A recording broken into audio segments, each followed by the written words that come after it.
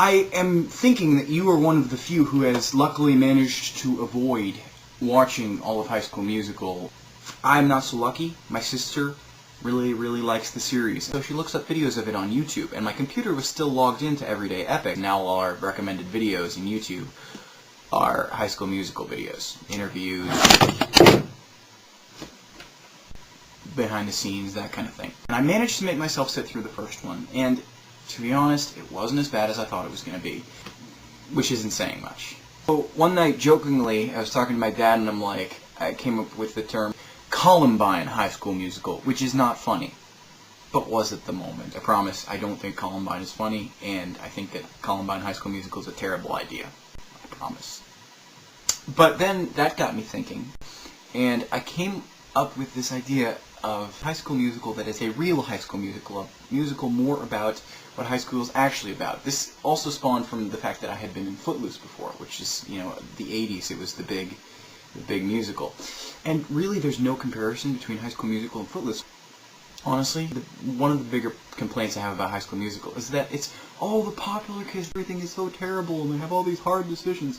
It's crap. I want to make another musical about high school, and there have been a lot of these, but the biggest problem that I have with them, most of the time, is that they don't really have a particularly great story.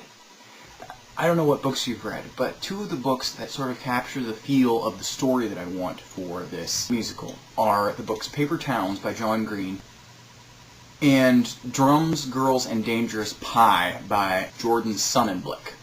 Another good book is Speak by Laurie Halse Anderson. I know what you're probably thinking, I'm a homeschooled kid, I wouldn't know what I'm talking about. But I have actually been in high school choirs, I've been in high school plays, I've been in a couple classes.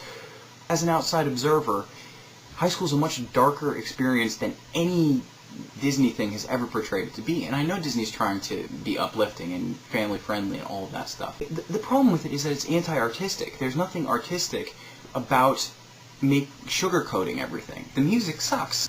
It's like the worst of Radio Disney. Now I'm going to reference Footloose, partially because I'm familiar with it, and partially because it was the High School Musical of the 80s.